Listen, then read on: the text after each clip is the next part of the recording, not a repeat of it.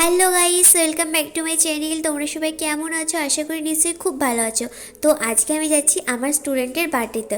তো গিফট নিয়ে নিয়েছি, তো চলো ওদের বার্থডেতে যাওয়া যাক। তো বাড়ি এসে দেখি চারিদিকে বেলুন ছড়ানো।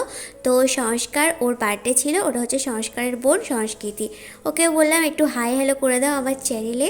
তো দুজনেই আমার স্টুডেন্ট, আর ওরা তো খুবই চঞ্চল, খুব বলতে মানে প্রচণ্ড পরিমাণে চঞ্চল। তারপরে ওদের বাড়িতে এসে ওদের ছাদে গেলাম। ছাদে অনেক ধরনের ফুল গাছ আছে, তো তার মধ্যে তো গোলাপের দিকে চোখ গেল। তো সেই গোলাপ থেকে শুরু করে সব ফুলগুলো একটু একটু করে ফটো ভিডিও করতে আরম্ভ করে দিলাম। মানে ফুলগুলো খুব সুন্দর লাগছিল, তার জন্য আমি ফটোও করছিলাম, ভিডিও করছিলাম। তারপরে খাওয়া দাওয়া করে বাড়ি চলে আসলাম।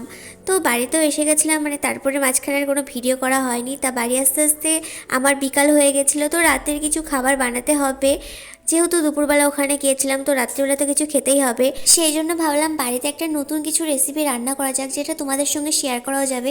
তাই ভাবলাম যে সুজির রসমালাই বানানো যাক। তো ফার্স্টে সুজিটাকে আমি ঘি দিয়ে ভেজে নিয়েছিলাম। তারপরে ভেজে নেওয়ার পর তার মধ্যে একটু জল দিয়ে সেটা ফুটে গেলে চিনি আর লবণ দিয়ে দিলাম, দিয়ে ভালো করে ওটা শুকনো শুকনো করে সুজি করে নিলাম। তো সুজিটা করে নেওয়ার পর সেটা নামিয়ে নিলাম। তারপরে সুজিটা ঠান্ডা হয়ে গেলে তার মধ্যে একটু ময়দা দিয়ে দিলাম আর চিনিও দিয়ে দিলাম। যেহেতু এটা সন্ধ্যা আর রাতের খাবার, তার জন্য আমি নর্মাল খাবারই বানিয়েছিলাম, যে এটা রাতেও খাওয়া হবে সন্ধ্যাতেও খাওয়া হবে।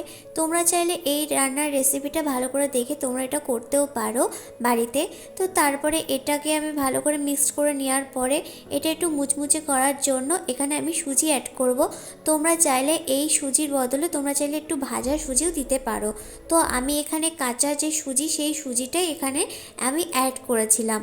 তো এর মধ্যে আমি সুজিটা মিক্সড করে নেওয়ার পর এইরকমভাবে সবকটা গোল গোল আকারে কেটে নেওয়ার পর কড়াইটা গরম হলে তার মধ্যে তেল দিয়ে, তেলটা গরম হয়ে যাওয়ার পর এইগুলো আমি একটা একটা করে কড়াইতে দিয়ে দিলাম। তো এইগুলো ভালো করে ভাজা হয়ে যাওয়ার পর এটাকে আমি তুলে নেব।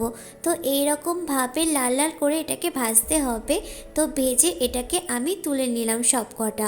যেইগুলো বাকি ছিল সেইগুলো একই রকমভাবে এরকম লাল লাল করে ভেজে নিতে হবে। আর সুজি খেতে আমি খুবই পছন্দ করি। সুজির যে কোনো রেসিপি আমার খুবই ভালো লাগে। তোমাদের কেমন লাগে সেটা আমাকে অবশ্যই জানাবে। আর এই রেসিপিটা তোমাদের যদি ভালো লেগে থাকে তাহলে বাড়িতে একবার ট্রাই করতে পারো। পুরো ভিডিওটা তোমরা দেখতে থাকো। বড়াগুলো আমি সুন্দর করে এইভাবে লাল লাল করে ভেজে নিয়েছিলাম। তো সব বড়াগুলো আমি ভেজে নিয়ে তারপরে আমি দুধ জাল বসিয়েছিলাম। তো ফুটন্ত দুধের মধ্যে আমি দুটো এলাচ এইভাবে দিয়ে দিয়েছিলাম, যাতে সুন্দর একটা স্মেল পাওয়া যায়। তারপরে এই এলাচ দিয়ে দেওয়ার পর তার মধ্যে আমি বড়াগুলো দিয়ে দিয়েছিলাম। তারপরে সেটাকে আমি 30 মিনিট মতো ঢাকনা দিয়ে রেখে দিয়েছিলাম। তো দেখো বড়াগুলো খুব সুন্দর হয়েছে, এমনকি বড়াগুলো দারুণ নরমও হয়েছে।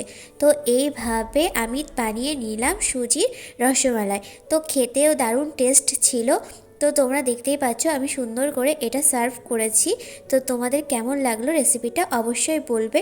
তো রাতে তো শুধু এটা খাওয়া যায় না, এটা খেলে তো আর পেট ভরে না, তার জন্য আমি নুডলস বানিয়ে নিয়েছিলাম।